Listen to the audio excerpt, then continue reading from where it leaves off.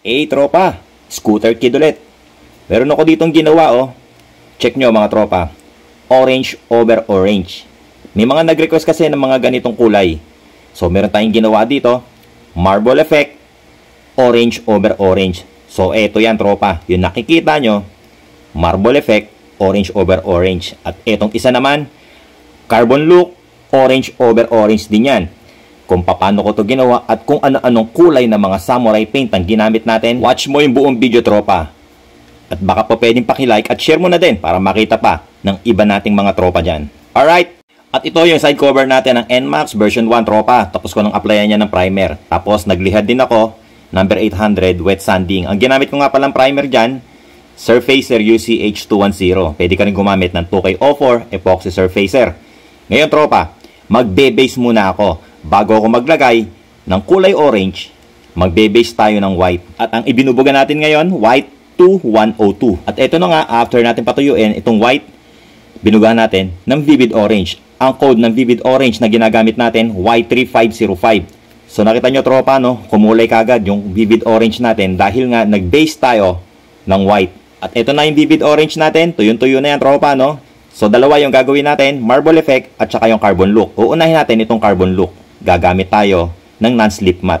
So ganito lang tropa, binalutan lang natin ng non-slip mat itong side cover natin.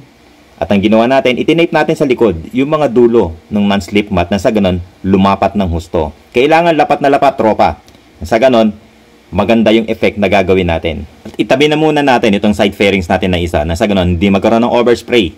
Ngayon tropa, bubugahan natin to ng sparkling silver. Ang code ng sparkling silver na ginagamit natin, 391701. So ang style dito tropa dapat pantay na pantay ang buga. Dapat wala kang mamimiss na part tropa.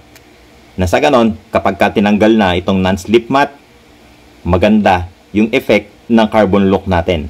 So tapos na tayo magbuga ng sparkling silver. Patutuyuin na muna natin to tropa. At gawin na muna natin itong marble effect natin. So gagamit ulit tayo ng plastic wrap na nilukot ng pahaba. Na sa ganon, magkaroon ng mga linya-linya yung effect natin.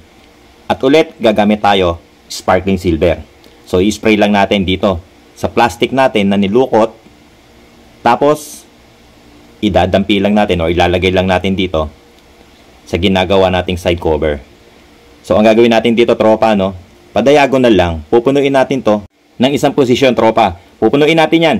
Tapos pag napuno na, pakabila naman. Na sa ganon, gumanda. Magkaroon ng mga X pattern yung mga linya. So tapos na itong marble effect natin tropa. At ngayon, pwede na natin tanggalin itong non-slip mat natin. Dahil tuyo-tuyo na, pwede na natin baklasin to. Bago magbaklas ang non-slip mat, dapat tuyo-tuyo tropa. At eto na itsura nung carbon look natin. So tignan mo tropa, pantay na pantay yung pagkakabuga ng sparkling silver. At eto naman, yung ginawa natin na marble effect. So nakita mo yung linya sa liwaan tropa At ngayon naman bubugahan na natin to ng kulay tropa. At dahil nga orange over orange yung gagawin natin tropa, eto na, binubugahan natin ng candy orange. Ang code ng candy orange, H618. So ang gagawin natin dito tropa, tagtatatlong coats na sa ganon, solid na solid yung kulay niya. Pantay na pantay yung pagka-orange. At eto na nga, finishing na tayo tropa. Magta-top coat clear na tayo. Ang gamit ko, clear 1128. Pwede ka rin gumamit ng K1K clear. So, ang sistema ginawa natin dito tropa binugahan natin to ng clear 1128 ng 3 coats. Tapos, pinatuyo natin mabuti yan maghapon tropa. Huwag kang maiinip. After matuyo, naglihat tayo wet sanding number 800 na sa ganon pumino yung pinaka-surface niya. And then, eto na. Nagbubuga na tayo ng last and final coat. Wet application ang ginagawa ko dito tropa sa last and final coat. Alright, tapos na tayo tropa. Silipin mo mabuti Ito yung ginawa natin na orange over orange marble effect. Tignan mo yung marble effect niya tropa. Halos lumalabas lang pag nasisinagan ng liwanag. Bangis At eto naman yung isa. Ang tinatawag natin, orange over orange carbon look. Tignan mo naman gaano kapino yung design tropa. Apakaangas. Masasabi mo bang pintura yan? Nakapeki na naman tayo tropa. Siyempre, samurai paint yan, tropa. So, ayan, tropa, yung resulta ng ginawa natin na orange over orange marble effect at saka yung carbon look. So, ayan, tropa, may idea ka na Sana makatulong tong video sa mga DIY projects mo.